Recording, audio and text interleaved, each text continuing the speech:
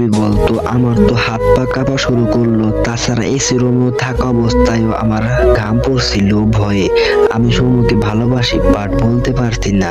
তো গাইস নিয়ে আসলাম না পাওয়া ভালোবাসা গল্পের পার্ট 2। তো আগের পার্টে তেমন কোনো সাপোর্ট পাই নাই, তাও কিছু লোকের কমেন্টে ভিডিওটা দিলাম।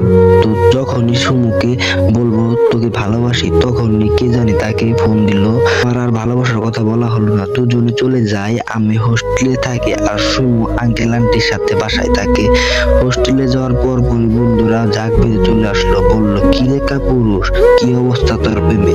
তো লজ্জায় মাথাটা নিচু করে ওয়াশরুমের দিকে চলে গেলাম। ওয়াশরুমের আয়নার দিকে তাকিয়ে খুব খারাপ লাগতে লাগলো নিজেকে দেখে।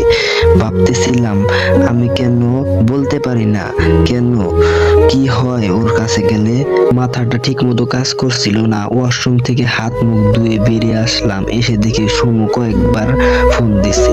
তো ওর ফোন ব্যাক করলাম আমি। প্রথমেই বলে উঠলো, স্যারেটা খাইছিস নাকি দোস্ত? ফোন টোন ধরস না, কি হয়েছে তোর? আমি ওর কথা শুনে মনে মনে ভাবলাম, শালার রিলেশনই করতে পারলাম না, আবার শেখা। সুমু মনে করে আমি রিলেশন করি। এর আগে ও কয়েকবার আমাকে সন্দেহ করেছে। সুমুকে বললাম আমি রিলেশন করি না, ওই বিশ্বাসই করলো না। বললাম, ও বললে একটা সিগারেট খায়া ঘুম দে।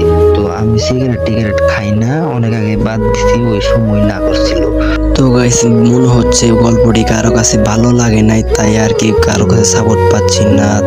আর একটি পার্ট দিয়ে গল্পটি শেষ করে দিব। তো এরপর অন্য আর ভালো গল্প দিব, তার জন্য ওরা ধরা সাপোর্ট করতে হবে। চ্যানেলটিকে আপনারা প্লিজ সাবস্ক্রাইব করে দিবেন এবং বেশি লাইক করবেন, এবং কি সম্পর্কিত ভিডিও তৈরি করব তা আপনারা কমেন্টে এসে বলে যাবেন। চাইলে কেউ কোনো গল্প থাকলে আমাকে বলতে পারেন, যা আমি পড়ে পড়ে সকলকে শোনাতে পারি। তো সকলে ভালো থাকবেন। নেক্সট পার্ট কবে দিব কমেন্টে বলে দিবেন।